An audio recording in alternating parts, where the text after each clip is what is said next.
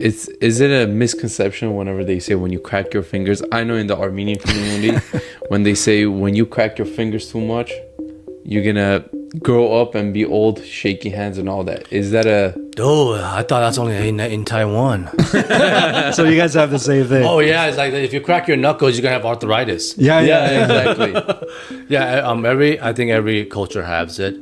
They're actually, with technology, the cool part about it is we could study everything. Yeah. So they actually crack knuckles and they crack joints and they put it under MRIs and see what actually happens inside joints.